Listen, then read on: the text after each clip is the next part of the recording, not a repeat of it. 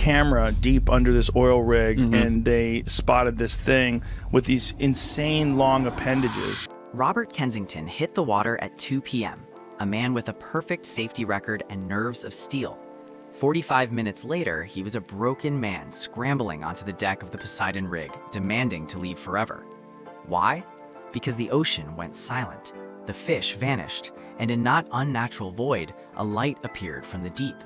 What Robert saw down there defies biology. It was an intelligence that didn't just see him, it recognized him. And the craziest part, it had been waiting for him to be alone.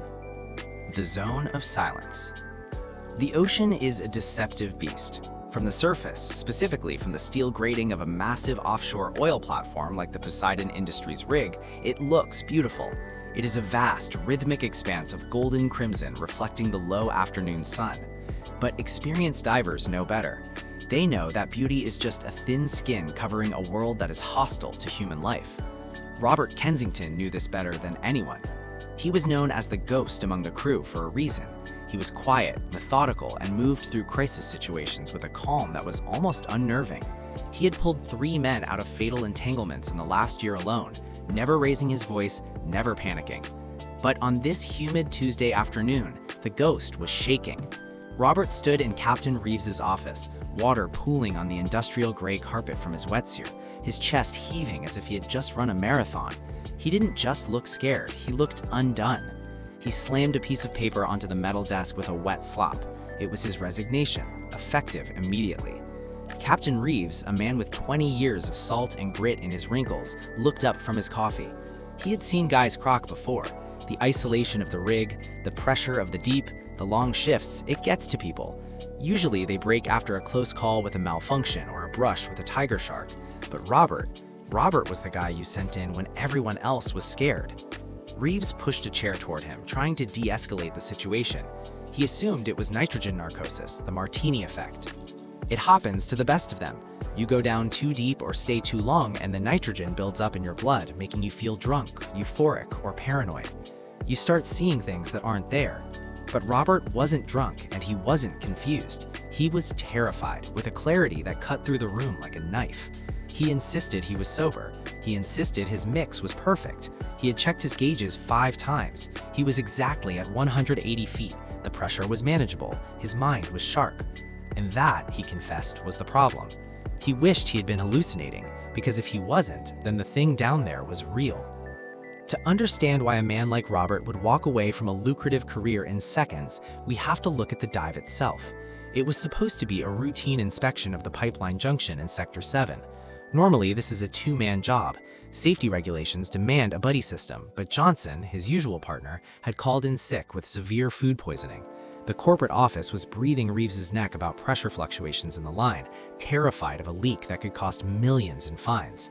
So Robert, confident and professional, entered the water as the working diver, while a fully dressed standby diver remained topside, surface support monitoring his umbilical and comms. He actually preferred it. No chatter in the comms, no worrying about a rookie partner, just him and the work. He descended at 2 p.m. The conditions were arguably perfect. Visibility was 60 feet, which is rare for that sector. Sunlight filtered down in long, cathedral-like rays, illuminating schools of amberjack and curious groupers. It was the kind of dive that reminds you why you do the job. He reached the junction at 14:27. He was efficient, checking the valves, looking for corrosion, taking notes on his waterproof slate. He calculated a 45-minute bottom time with decompression scheduled in the chamber after recovery. Easy money. But here is the catch. The ocean is never truly quiet. There is always the click of shrimp, the distant hum of the rig's generators through the water, the movement of water over rock. But 20 minutes into the inspection, the sound stopped. It wasn't a gradual fade, it was immediate. 1 second, the water was teeming with life. Schools of fish darting around the structure. The next second, they were gone. All of them. Even the tiny damselfish that never leave their coral crevices vanished. The amberjacks fled. The silence that followed wasn't peaceful. It was heavy. It pressed against his eardrums harder than the water itself. Robert had been diving for 8 years.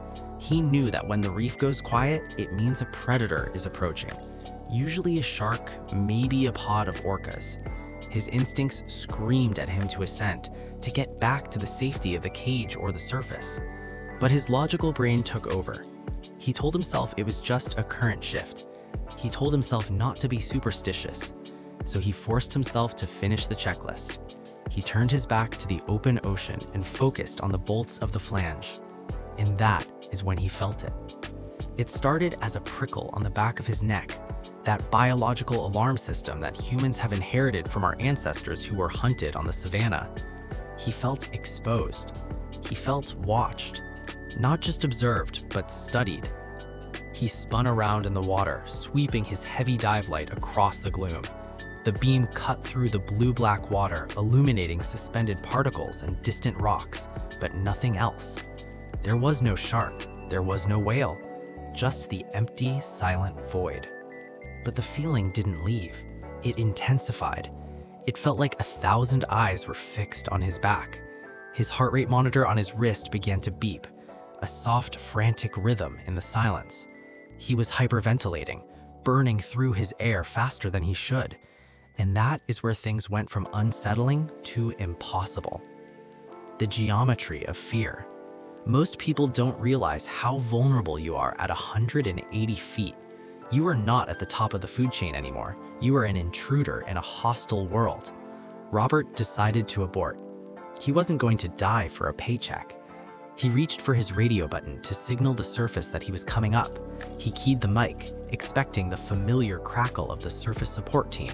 Instead, he got dead air, absolute silence. He checked the connection. The umbilical line was intact, the hard wire clean, the comms panel powered, but the signal was gone. It was as if a bubble of isolation had been drawn around him. Then the light appeared. It didn't come from the surface, it came from below, deep below.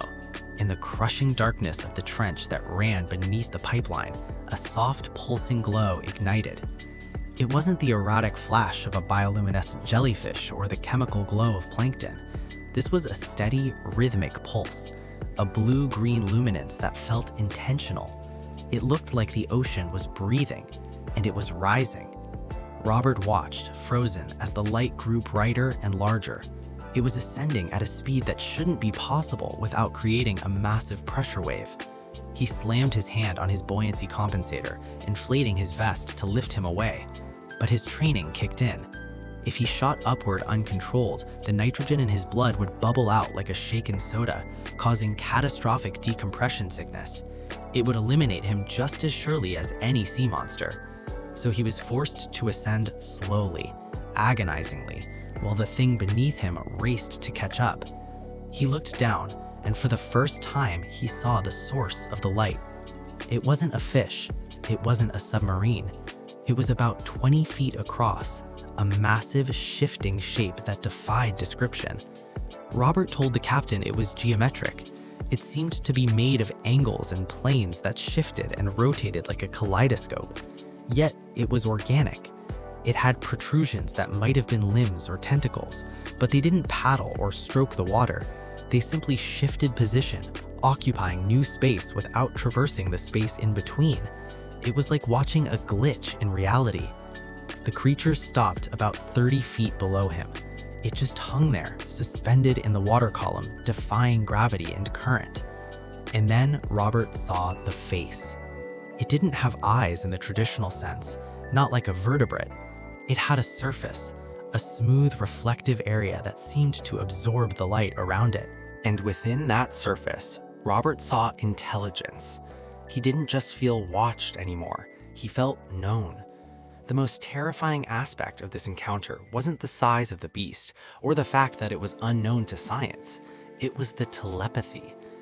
Robert didn't hear a voice in his head, but he received a download of information. It was a projection of images, sudden and violent, flashing behind his eyes.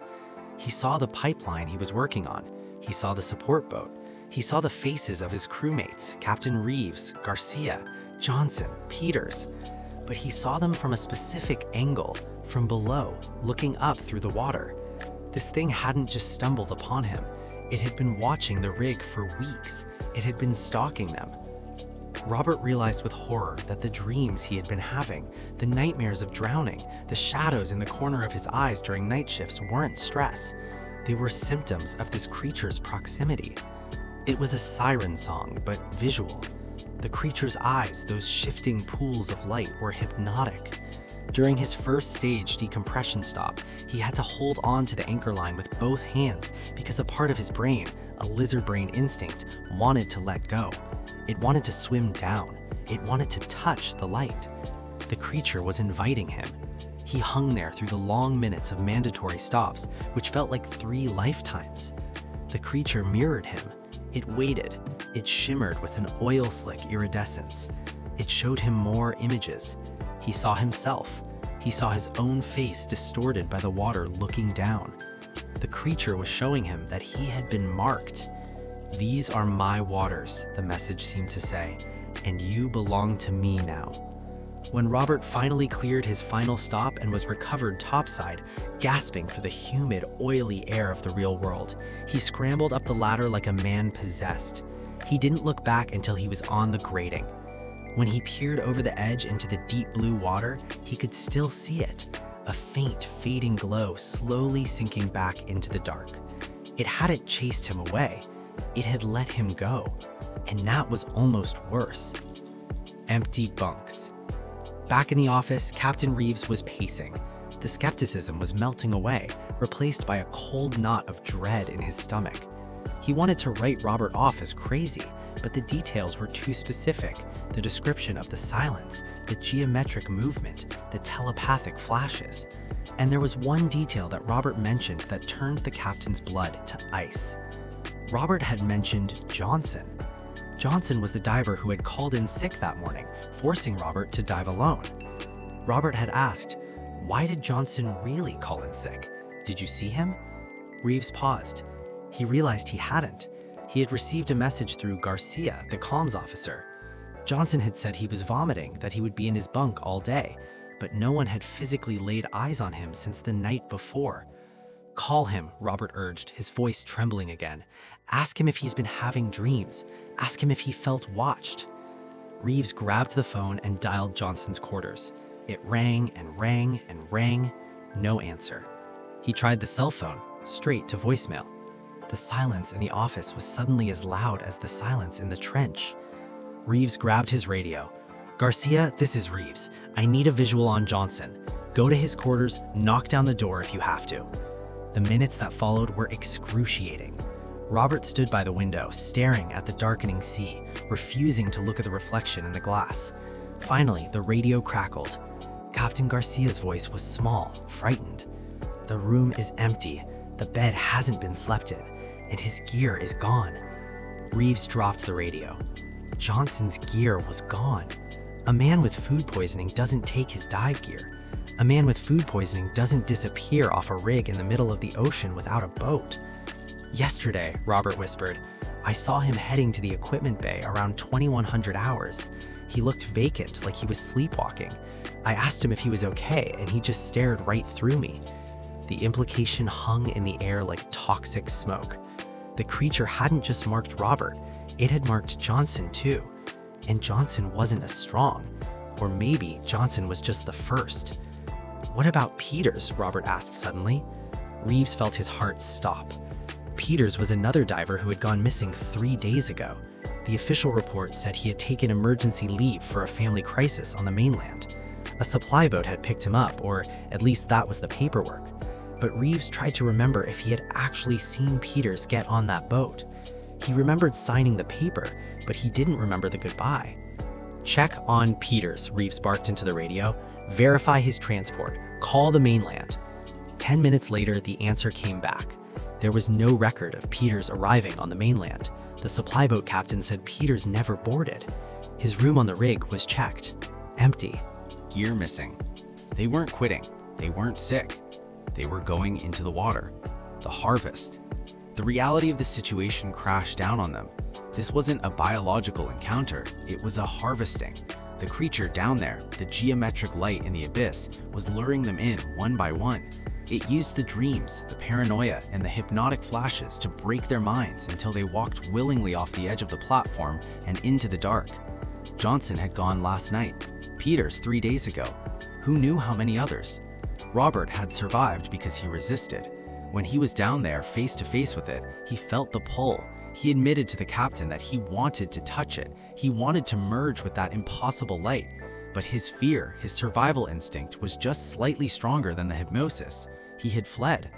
But Johnson had likely walked into the water in a trance, sinking down into the black to meet the thing that was waiting for him. "You have to evacuate," Robert said, his voice flat. "It's not done. It showed me the whole crew. It showed me you, Captain." Reeves looked at the resignation letter on his desk. He looked at the vast black ocean outside the window. The lights of the rig were illuminating the water now, creating a pool of artificial brightness. But beyond that ring of light, the darkness was absolute.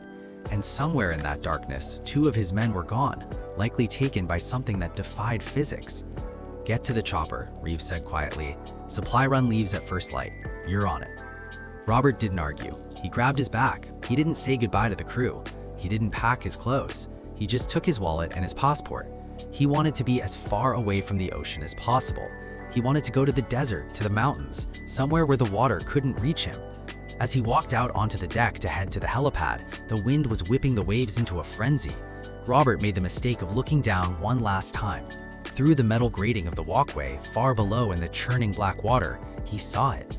A faint rhythmic pulse. Blue-green. It was surfacing. It wasn't staying in the trench. It was coming up to the rig. He ran. A final warning. Robert Kensington never dove again. He moved to a small town in Nevada, 1,000 miles from the nearest coastline. He works in construction now, on dry land, under the scorching sun. He doesn't take baths, he takes showers. He doesn't look at lakes, but he still dreams. In his dreams, the room fills with water, the pressure builds, and the light appears in the corner of his bedroom, unfolding its geometric limbs, showing him images of the ocean floor. It shows him Johnson and Peters. They are still down there. They aren't dead. They are changed. They are part of the geometry now. They float in the abyss, watching, waiting. The Poseidon rig reported 3 more accidental drownings in the months after Robert left. The company covered it up, citing safety violations and equipment failure. They closed Sector 7 for maintenance. But Robert knows the truth. The pipeline was fine. The equipment was perfect. The ocean wasn't broken. It was occupied. The terrifying truth that Robert lives with isn't just that monsters exist, it's that they are intelligent, they are patient, and they are capable of reaching into our minds before they ever touch our bodies. We treat the ocean as a resource, a place to drill and fish and dump our trash. We forget that it is a world larger than our own, with history deeper than ours. What Robert saw suggests that we are not the landlords of this planet. We are just the tenants living on the dry islands, and the landlords are starting to evict us one by one. The question isn't why the creature let Robert go. The question is, did it? He sees the light in his sleep. He feels the pressure in his chest when it rains. He hears the silence when the wind stops. Maybe he didn't escape. Maybe he is just a messenger, marked to carry the warning to the rest of us. So the next time you look out at the ocean and you see that beautiful, calm surface reflecting the sun, remember what lies beneath.